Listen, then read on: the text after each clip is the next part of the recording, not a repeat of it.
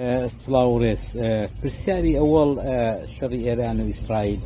من لە مێش ساڵیشە پێم وابە شەڕی ئێران و ئیسرائیل شەڕی زەرینگەرانە، شەڕی زێڕینگەرێ، شەڕی زەرگەرێ، یعنی ئەوەی کە ئەوان نمایش دەکەن بۆ خەڵک هەردووگلا بۆ چونکە لە حەقیقەتدا ئەم ڕێژیمی ئاخوندی لە ساڵی 1970 بە موئامرەیە کاتە سەرکار و موئامرەیەکی تەواو ئاشکرا بوو کە وڵاتانی زلهێزی جیهان لە ئەمریکا و ئینگلیس و فەڕەنسا و ئاڵمانەوە بگرا ئەو 4-5 وڵاتە لە گوادەلوپ کە شای ئێرانیان ڕووخاند و خومینیان هێناوە بۆ پاریس وەوە ئەمە دیار بوو بەڕاستی و زۆریش دەستەری نووسراوە کە ئەو حکوومەتە ئیتر نەیدەتوانی بەرژەوەندەکانی ئەمپریالیزمی ئەمریکا و زلهێزەکانی ڕۆژاوا دابین بکە، بۆیە هاتن مەلایەکیان لەو فتری دنیایەوە لە نەجەف و کەربەلاوە هێنا و کابرایە بوو کە بۆ خۆیان وەکو مۆرەی شەترەنج چۆنیان پێخۆش بوو، ئاوا قسەیان پێدەکرد، ئاوا دانهێنا و دەیان برد و کۆمەڵێک ئەمریکەکان ئینگلیسیەکان بە تایبەت ئەوەی کە سیاسەتەکەی داڕش بەڕاستی ئینگلیز بوو و ئەوان زۆر شارەزان لە چوونە ناو دروشمی پۆپولیستی ناو کۆمەڵانی خەڵک بە تایبەت کۆمەڵانی خەڵکی دواکەوتوو وەکو ئێران و ئەفغانستان و عێراق زۆر زوو هەڵدەخەڵەتێن بە دروشمی پۆپولیستی و بە دروژمی خوا و پێغەمبەر و دین و ئەوانە. ئەوە بوو کە خومینی هاتە سەرکار و ئیسرائیلیش لەولاوە بوو بە چون و تیر و تانجی مەلاکان بۆ بازارگەرمی ئەسیدا هەر لە دەستپێکەوە چی ئێران و چی ئیسرائیل تا ڕادەیەکی زۆر دەتوان بڵم منداڵانە بەڕاستی زۆر منداڵانە خەڵکیان هەڵدەفریوان کەمە دوژمنی یەکین دەنا ئەتۆ مەسەن کتێبەکەی ئاری بێن مۆشە بخێنەوە کە بۆ خۆی ئەیجنتێکی گەورە و سیخوڕێکی گەورەی موسادی ئیسرائیل بووە و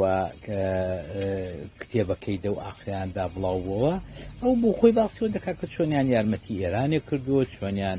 نانهێشتۆ لە شەڕی ئێران و عێراقێدا ئیسرائیل ئێران بڕوخێ ئێران بکەوێ ئەوەیە کە هەمیشە و دائیمە ئەوانەیانە بۆدا بە درێژایی و ساڵانەی کە خومینی هاتۆتە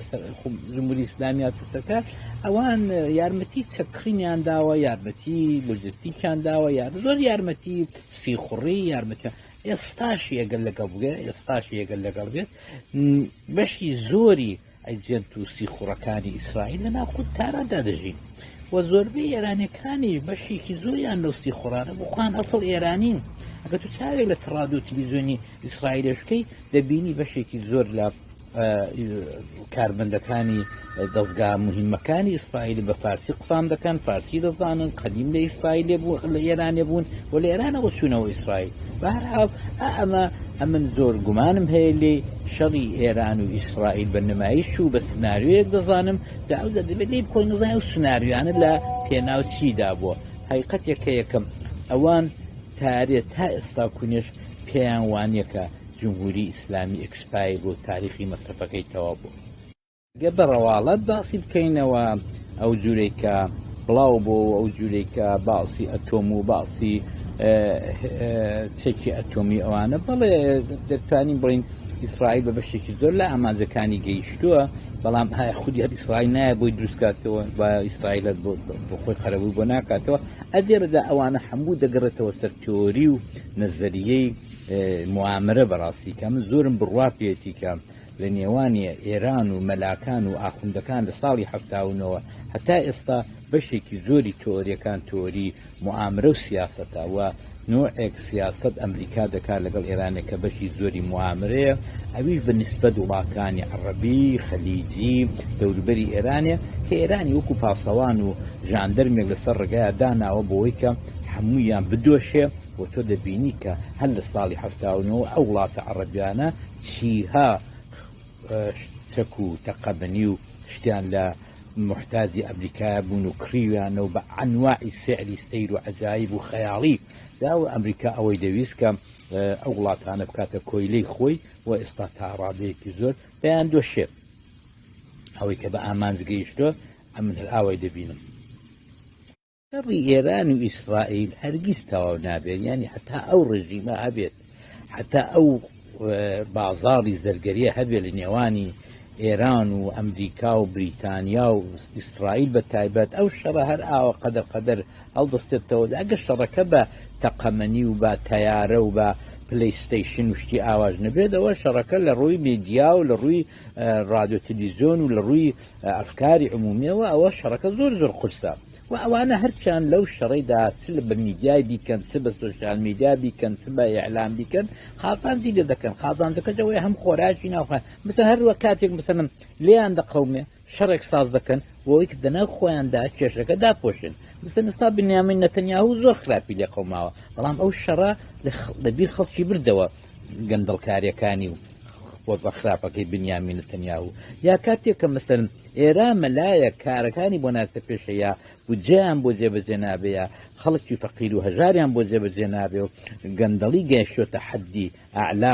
کوڕە ئاخوندەکان لە وەکو فێرعۆن دەژین، دێن شەڕێک شتێک ساز دەکەن دی خەڵک لەبیری دەچێتەوە. ئەم جۆرە مەعاملەیە لە نێوانی ئێران و وڵاتانی ڕۆژاوادا لە دەمێک ساڵە هەیە و دارێژ بەردەوام دەبێ زانین تاکەی ئەو جمهوری ئیسلامی بەکاریان دێ. ئەگەر بەکاریان نەهات بە 3 ڕۆژان فتی دەکەن، مەگەر ئەوەی کە کۆمەڵانی خەڵک ئەوجار بێنە سەرخەت، بەڵام کۆمەڵانی خەڵک حتا چراغ سەوز دەگرە غەرب وەرنەگرن بە زەحمەتە بێت. ئێمە دەبێ بەڕاستی لەگەڵ خۆمان سەرڕاز بین، لەگەڵ خۆمان سادق بین و وەزنی خۆمان بزانین. بەڕاستی ئەوەی کە لەو ماوەیدا حیزبەکانی ڕۆژهەڵات هیچ حرەکەتێکیان نەبوو، ئەوانە ئەو بۆ یەکی وەکو من زۆر سادەیە کە بزانم بۆ، بەڵام کۆمەڵانی خەڵک کە لە دوورەوە دەبینن دموکراتە و کۆمەڵەیە و چیوانە، ئەمە ڕەنگە بۆیان زەحمەت. بەڵام ئەمن کە دەزانم دەنێویاندا دەزانم بای چەندن، دەزانم چەندیان پێ لە هەمبانەدا، هەگبەکەیان چەند قورسە، ڕەنگە بۆ من سادەتر بێ کە شەرحی کەم کە بۆچی بێ حرەکەت. من هەیقدەوەیە کە ئەم حیزبانە ئەم ئێوەمانان یا ڕۆژنامە نووسەکان یا دنیای میدیاوانە زیادە لە حەد ئینتیزاریان لێیان هەیە، کاکە ئەوانە ئەوە نین کە ئێوە دەڵێن. ئەوانە لە نێژ ساڵە پوچاونەوە، لە نێژ ساڵە چ دەناو خەڵکدا، چ لەباری دیسکۆرس و چ لەباری ئامانج و چ لەباری ئایدۆلۆژیەوە، چ لەباری حرەکەتی ئەسکەریەوانەوە پوچاونەوە. ئەوانە لەباری ئایدۆلۆژیەوە شتێکی ئەو تۆیان پێ نەماوە، ئەوە چەپەکە بە وەزعی لێ بەسەر هاتووە، ڕاستەکە لەوەی خراتی لێ بەسەر هاتووە، و ئەویدی کەشی ئیسلامەکە شەر نەماوە کە هەمان بوو 1-2 حیزبی ئیسلامی. ئەمە بۆیە بۆ خۆشیان دەنی و خۆیاندا ئەوەندە لە ئۆردوگا ماونەوە تەقریبەن ئامانج و ئەجێندا و استراتیژەکەی کە بۆی هاتبوون و بۆی هەستاون تەقریبەن کەوتەتە کەنارەوە، تەقریبەن هیچی دیکە گوێی نادەنێ. و یەکشی دیشتان پێ بڵم ئەوەیە کە بەڕاستی بەشی زۆری سەرکردەکانی و حیزبانێک کە ئێوە مەبەستانە پیر بوون، هەر زۆر پیر بوون و تااقەتی ئەو جوورەشتانەیان نەماوە و ناشتوانن ئابدەیت ببنەوە، ناشتوانن بە ڕۆژ ببنەوە. ئەوە حقیقەتێکە. گەڵتان ساف و سادە و سادق بم و بیڵێم ئەویژەوەیە کە من هیچ بڕوایەکم بەو جوورە دانیشتنەی ئەو حەوت حیزبەدا نییە. دانیشتنی 2 حیزب یا پێگەیشتنی 2 حیزب دەبێ ئەساس و پایە و باگراوندێکی هەبێ، ڕیشەیەکی هەبێ، مێژوویەکی هەبێت. ئەوەی کە هاتوون بۆی کە پەتەیان خاڵی نەبێت یا بۆ ئەوەی کە شتێکیان لە سندوقدا هەبێ بیڵن بە کۆمەڵانی خەڵک و ڕازیکردنی کۆمەڵانی خەڵک و ڕازیکردنی کادر و ئەندامانی خۆیان، ئەوە حقیقەتەوەیە کە دێن ئەو کاران دەکەن. دوایەوە چەند جارمان دیت کۆمیتەی هاوکاری و نازانم چیوان هیچی لێشی نەبوو. ئەوەی کە چەند ساڵە هاواریەوەی دەکەین بەرەیەکی یەکگرت و ئەوە دروست بێ هەر دروست نەبوو. چەند ساڵە هاوارە دەکەین کە هێزێکی چەکداری نیشتیمانی دروست بێ هەر نەبوو، چونکە ئەوانە بۆ خۆیان ئەجەندای خۆیانەیە و جوابی ئەوە نادنەوە کە بێن بۆ بەرژەوەندی کۆمەڵانی خەڵک یا بۆ بەرژەوەندی لە ئەنگرانی خۆیان چ شتێک باشە ئەوە بکەن. نە ئەستن ئەوانە دە بازاڕیاندانێ، دەقەتیاندانە، لە دین و ئیمانیاندانە ئەوانە. و ئەمن پێم وابێ کە ئەوانە باشترە کە زۆر سادقانە بێن بڵن ئەوەی پێمان کرا کردومانە و ئەوەی کە ئێستاژێکی ئەمە درەنگ نەهاتوون و کەممان نەکردو و شەیدمان داوەتێ ئەوە بە جۆرێک لە جۆرەکان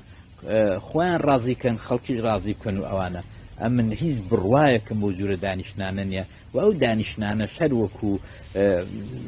بەرتا وشتیاوە کە سەهۆڵ لە بەرتاوێت چەند دەوام دەکات ئەوانە شەرەوەندا دانیشتەکە داوام دەکات دوودانە ئیعلامیە دەدەن و دوودانە ئەوە دەکەن و ئەوی دیکە هەر حیزب بۆ خۆی ئەجندای خۆی هەیە هەر حیزب بۆ خۆی لە فکری خۆیدایە و پێم وانێت بتوانن پێکەوە کار بکەن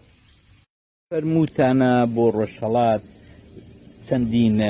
سناریۆ هەیە بەڵێ ڕاستە سناریۆ زۆرن بۆ ڕۆژهەڵات بەڵام ئەو سناریۆی کە من زۆرتر ئاواتمە و زۆرتر ومێدم پێ هەبوو یەکگرتووی هێزەکانی کووردا لە ڕۆژهەڵات یەکگرتووی کۆمەڵانی خەڵکە یەکگرتووی NGOکانە خەباتی مەدەنی پەرەپێدانی خەباتی مەدەنیە ئەوە جارێ بە دووری دەبینم جارێ ئێستا هیچ شین نەبووە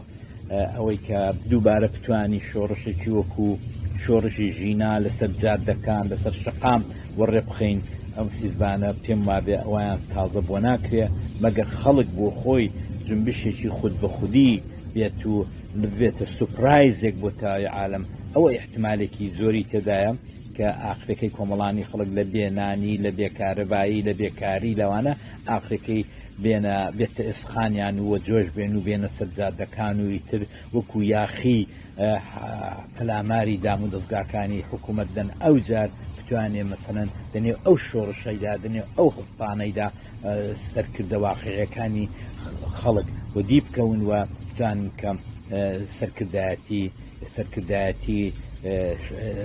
ڕاپەڕینەکە یا شۆڕشەکە بکەن ئەگەر بڵێم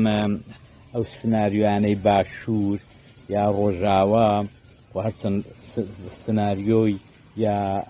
فکری تەجروبە و ئەزمموی ڕۆژاوام بەدڵە ڕۆژاوا ئەزمموونێکی باشی نیشانداوە تا ئێستا هەڵبەتە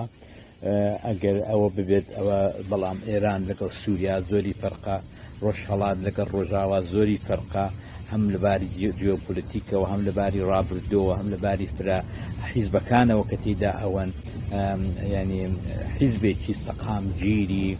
ئەو جۆرە لە ڕۆژهەڵات نابینم کە بە بەرنامە و بە ئایدۆلۆژیایەکی وازەحە وەکو ساڵانی هەشتا و هەفتا و نۆوانە ئەوڕۆ لە ساحەکەدا بێ بەڵام لە ڕۆژاوا تۆ دەبینی حیزبێکی وەکو پەیەدا بە بیر و باوەڕ و بە ئەوەی کە بەشداری ژنان و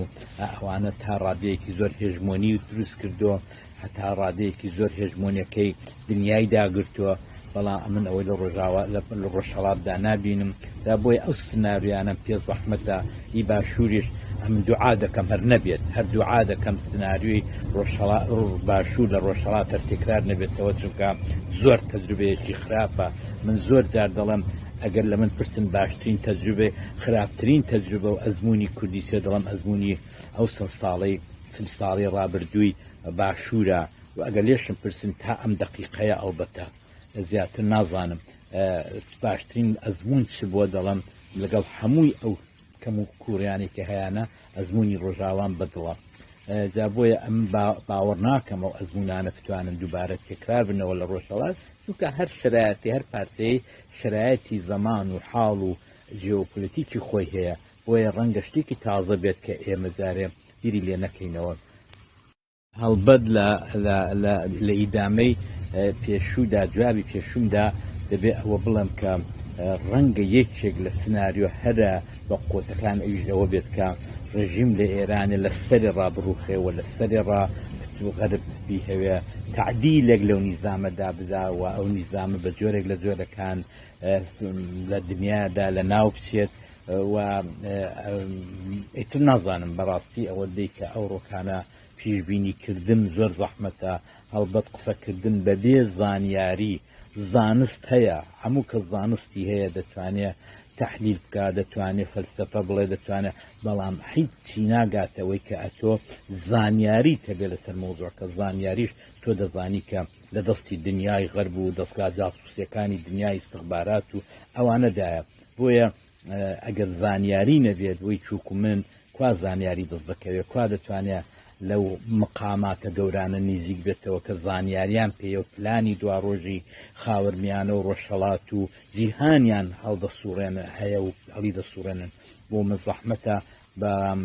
من هیوادارم کە ئەو وەزعی کە لە باشوور هات هەرگیز بۆ ڕۆژهەڵات نەیە چونکە ئێمە تەجروبەیەکی زۆر تاڵمان هەیە لە شەڕی خۆ بەخۆ لە شەڕی فرە میلیشیایی ئەگەر ئاوا بێت ئەوە ئەنواعی میلیشیا دەڕاتەوە ڕۆژهەڵاتی کوردستان بە ڕۆژهەڵات دەکەین بە جەهەندەمێک کە هەزار جار ئاوات دەخوازین دەڵێن بریان نەمان کردبایە پرسیارتان کە باستان کردو دوو حەول هەیە بۆ ڕۆژهەڵات وانە ڕاستی لە پێشێک لە پرسیارەکاندا وەڵامدانەوە کە من بڕوان بەو جورە دانیشتانە نییە حەوت حیزب لە شۆ هات نازان بە شۆدا هاتنێنی هەر کەسێکی لە ماڵی بارزانی نزیک بوو دەیکەن بە حیزب و دەیکەن بە میلیشیا و دەیکەن بە چەکدار و دەیهێنن ئەمە نابێت ئەمە هێژمۆنی نییە شەرعیەتی نییە نەک هێژمۆنی ئەم حیزبانە دەبێت شەرعیەتێکیان بۆ خۆیان دروست کردێت هەتۆ لە خۆڕا لەسەر کاغەز حیزبێک دروست کردو و دەیهێنی بۆ حەوت حیزب ئەمن لەگەڵ ئەوانە نین بەڕاستی ئەمە لە خۆڕا خۆمان گەورەکردنەوەیە بەڵام دوای زۆر بچوک دەبینەوە گەر ئاوا بکەین دا بۆیە ئەمن بڕوان بەو جورە حیزب و دانیشتانە نییە دەبێت ئەو حیزبانەی کە گەندا دنیشن بڕیار دەدەن بەسەر دوا ڕۆژی کوردی ڕۆژهەڵات دەبێت لە عقل ڕابردوویەکیان هەبێ مێژوویەکیان هەبێ قاچیان لە عەرز بێ هیچ نەبێت لە قاچیان لە سەری ڕۆژ نەبێ قاچیان لە ماڵی بارزانی نەبێت دەبێت قاچیان لە عەرز بێت و لە ناو کۆمەڵانی خەڵکدا شەرعیەتیشان بۆ خۆیان پەیدا کردێت بۆیە ئەمن بڕوان بەوانە نییە ئەوەی دیکەش کە کەنەکە خەریکە ئەوانە ئەمن کەنەکەم پێ باشە حەول دەدا بۆ زۆر کاری کۆنگرەوە ئەوانە بەڵام بەخوای باوەڕ ناکەم کە حەولەکانیان سەرکەوتوو بێ چونکە هەموو کەس حەول دەدا خۆ حەول چییە یعنی بەڵام دەبێت حەولێک بێت کەم قاچی لە عەرز بێت ئەو حەولە دەبێت قاچی لە عەرز بێت ئەم باوەڕ ناکەم تا ئێستاشی لە نێو هەمووی حیزبەکانی کوردی ئێرانێدا بە تایبەت دموکرات و کۆمەڵە ئەوانە پەژاگەوە هیچی خۆیانە بەڵام ئەم باوەڕ ناکەم کە تا ئێستا کەنەکە بوو بێتە خاوەن هێژمۆنیی وا کە خەڵک لە مقابلی بوەستێ بەستینەوە بوەستێ و بە قسەی بکە ئەو هێژمۆنەی نییە